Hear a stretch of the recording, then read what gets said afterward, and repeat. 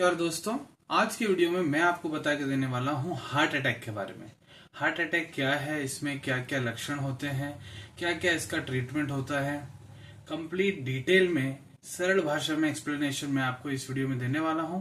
Video को शुरू से लेकर अंत तक जरूर देखें। नमस्कार दोस्तों, आप देख रहे हैं यूट्यूब चैनल वेंकटेश एच पुजार। मैं हूँ डॉक्टर वेंकटेश एच पुजार। आइए आज की चर्चा को शुरू करते हैं। देखिए, सबसे पहले बात करेंगे हार्ट अटैक होता क्या है। तो देखिए, हार्ट अटैक जो है ये बहुत कॉमन टर्म है जो आप पब्लिक, जो नॉर्मल पब्लिक है वो यूज करती है। तो देखिए, इसको मेडिकल में बोला जाता है कोरोनरी हार्ट डिजीज या फिर कोरोनरी आर्टरी डिजीज। तो देखिए, इसमें क्या होता है, जो हार्ट होता है हमारा, हार्ट के अंदर जो ब्लड वेसल्स होती हैं, रक्त नाड़ी, जो कि हमारे हार्ट को, हृदय को ब्लड सप्लाई करती हैं, ऑक्सीजन, न्यूट्रिएंट सप्लाई करती हैं।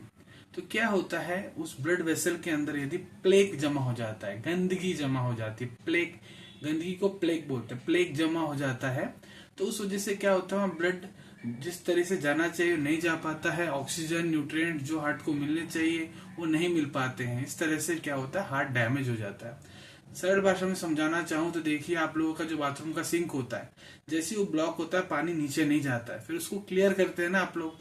तो उसी तरह से हार्ट का ये ब्लड वेसल जो है, जब वो ब्लॉक हो जाता है, आगे ब्लड सप्लाई नहीं जा पाता है, तो हार्ट डैमेज हो जाता है। इसी तरीके से जो प्लेक है, गंदगी जो होती है, वो बना होता है कोलेस्ट्रॉल और फैटी सब्सटेंस से, चिपचिपे पदार्थ से बना होता है, जो वहां पे डिपॉजिट होता रहता है, बहुत साल तक वहीं पे रहता है। तो वो क्या करता है, हमारी जो हार्ट की ब्लड वेसल्स इतनी रहती है, मान लीजिए, उसको पतला कर देता है, नैरो कर देता है, या फिर जो ब्लड वेसल होती है उसको हार्ड कर देता है, जिसको बोलते हैं एथेरोस्क्लेरोसिस। अब बात करेंगे, यदि आप लोगों को हार्ट अटैक है नहीं, इसमें क्या क्या लक्षण आते हैं। तो देखिए, लक्षण बहुत इंपॉर्टेंट हो जाते हैं। तो देखिए, हार्ट अटैक में सबसे पहला लक्षण होता है हार्ट में, चेस्ट में पेन होना। आपको जो चेस्ट रीजन रहता है, लेफ्ट साइडेड चेस्ट में पेन होता है, प्रिकिंग लाइक पेन होता है, और जो पेन होता है वो यहां से लेकर पूरे लेफ्ट आर्म में रेडिएट होता है, या फिर लेफ्ट साइडेड चेस्ट पेन या गर्दन की तरफ रेडिएट होता है, या फिर पीठ की तरफ, यहां से पीठ की तरफ रेडिएट हो रहा होता है पेन। और इसमें पेशेंट को बहुत ज्यादा श्वास लेने में दिक्कत होती है, ब्रेथलेसनेस होता है, जैसे ही थोड़ा चलता है हाफता है, रुकता है, रिलैक्स लगता है। तो इस तरह का ब्रेथलेसनेस होता है। पेशेंट को बहुत ज्यादा स्वेटिंग आता है, बहुत ज्यादा पसीना आता है इसमें, जिसको कि कोल्ड स्वेट भी बोलते हैं। शरीर एकदम ठंडा पड़ जाता है। और इसमें जो है, पेशेंट को बहुत ज्यादा इनडाइजेशन की समस्या होती है, पेट फुला फुला लगता है, सीने में एकदम जलन जैसा लगता है, पेशेंट को उल्टी आने जैसा लगना, उल्टी करना, ये लक्षण होते हैं। या फिर सर बहुत चकराता है, वीकनेस लगता है, घबराहट, एंग्जाइटी जैसा लगता है। और हार्ट बीट जो है वो कभी कभी इरेगुलर हो जाता है, बहुत ज्यादा तेज धड़कता है दिल, या फिर बहुत ज्यादा कम धड़कता है। तो ये सब लक्षण होते हैं हार्ट अटैक के पेशेंट्स को। लेकिन किसी किसी पेशेंट्स को कोई भी लक्षण नहीं होते हैं, उनको सडन कार्डियक अरेस्ट आता है, जिसको बोलते हैं साइलेंट एमआई। आप लोगों ने कुछ खबर में, न्यूज में सुना भी होगा, किसी किसी को कोई फंक्शन में डांस करते हो सडन से हार्ट अटैक आ जाता है, तो इसको बोलते हैं साइलेंट एमआई।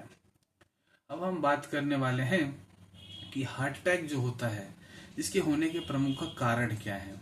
तो देखिए, प्रमुख कारण में पहला होता है सीडेंटरी लाइफस्टाइल, मतलब आप लोगों का आहार विहार सही ना होना, खाना बैठ जाना, खाना बैठ जाना, दिन भर काम करते रहना, फिजिकल एक्टिविटी बिल्कुल ना होना, अच्छी तरह से नहीं सोना, बहुत ज्यादा स्ट्रेस लेना, ये सब सीडेंटरी लाइफस्टाइल होता है।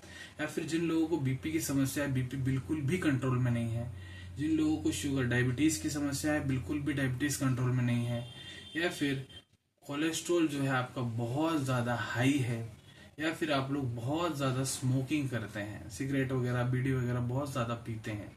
तो ये है इसके प्रमुख कारण। बात करेंगे किन लोगों को हार्ट अटैक होने की संभावनाएं रहती हैं। जैसे अभी मैंने आपको बताया, सीडेंटरी लाइफस्टाइल, जिन लोगों को फिजिकल एक्टिविटी बिल्कुल भी नहीं है, और जिन लोगों का ब्लड प्रेशर कंट्रोल नहीं है, शुगर कंट्रोल नहीं है, बहुत हाई कोलेस्ट्रॉल लेवल है, बहुत ज्यादा स्मोकिंग करते हैं, बहुत ज्यादा अल्कोहल पीते हैं, मदिरा पान बहुत ज्यादा करते हैं। फैमिली की हिस्ट्री की बात करें, जिन लोगों के फैमिली में पहले किसी को कार्डियक अरेस्ट हुआ है, उन लोगों को होने की संभावनाएं हैं। सेक्स की बात करें, पुरुषों में हार्ट अटैक महिलाओं के कंपैरिजन में ज़्यादा होने की संभावनाएं हैं। जो लोग बहुत ज़्यादा स्ट्रेस लेते हैं, जो लोग बहुत ज़्यादा ओवरवेट हैं, या फिर जिनको स्लीप एपनिया की समस्या है। स्लीप एपनिया एक रात को सोते वक्त पेशेंट को सांस लेने में दिक्कत हो रही होती है, ये समस्या रहती है, इसमें हार्ट पे प्रेशर पड़ता है, तो इन लोगों को भी हार्ट अटैक होने की संभावनाएं रहती हैं। बात करेंगे हमको हार्ट अटैक है या नहीं, आर्टरी में कोई ब्लॉकेज है या नहीं, इसको पता करने के लिए कौन कौन से टेस्ट हम लोग करवा सकते हैं या फिर डॉक्टर हमें लिख के देते हैं। तो देखिए, पहला टेस्ट होता है ईसीजी। आपके चेस्ट में लीड्स डाले जाते हैं, इलेक्ट्रिक एक्टिविटी जो है हार्ट की उसको मॉनिटर किया जाता है।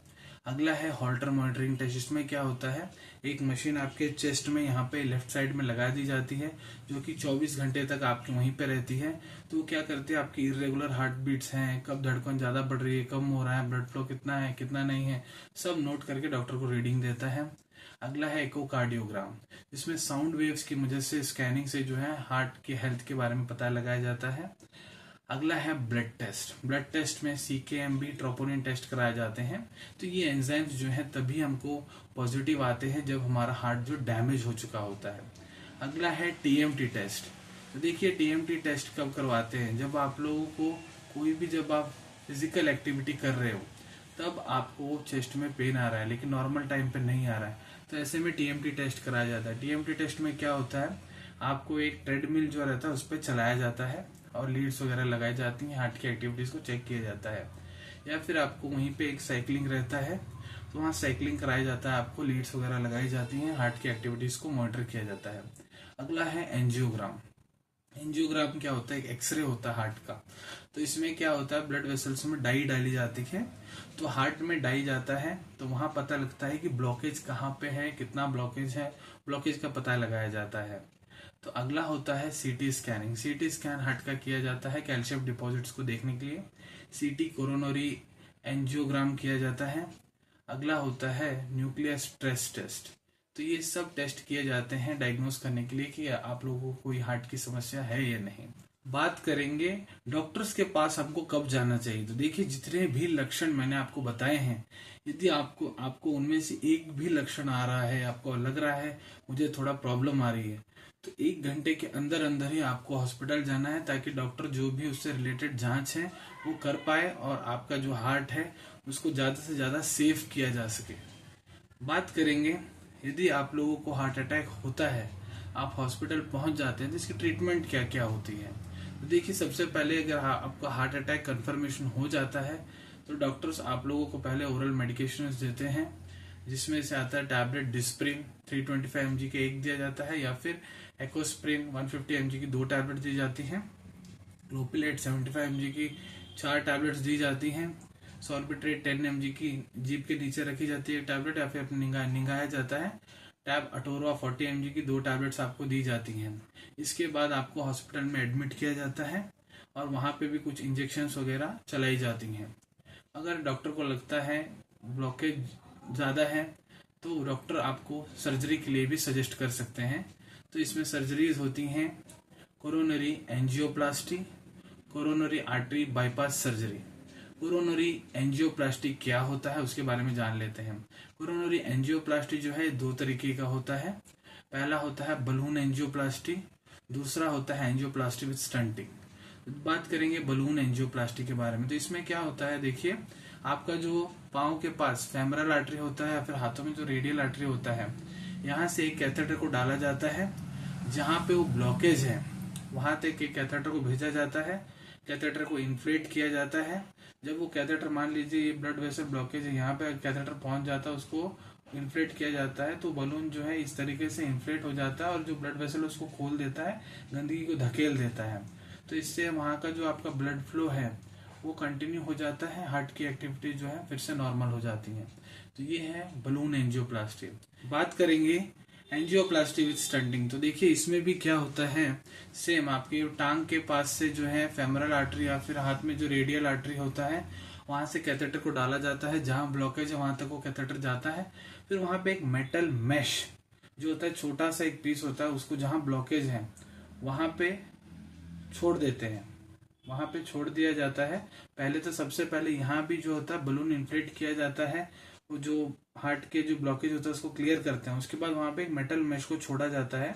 मान लीजिए यहाँ पे गंदगी है तो यहाँ पे मेटल मेश को छोड़ दिया जाता है, ताकि जो वहाँ वो मेडिकेटेड मेटल मेश होता है जो कि हार्ट के फिर आगे आने वाले टाइम पे भी ब्लॉक ना हो, ऐसा करने के लिए इसको किया जाता है।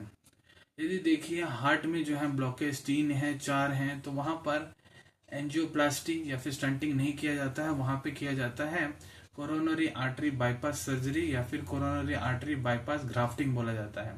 तो इसमें क्या होता है, देखिए जहां पे ब्लॉकेज है हार्ट में, जहां भी ब्लॉकेज है, मान लीजिए अभी यहाँ पे ये मेरे पास पहने थे, ये जो नीले कलर का है ये ब्लॉकेज है मान लीजिए, बाकी जो काले कलर का ये ब्लॉकेज नहीं है।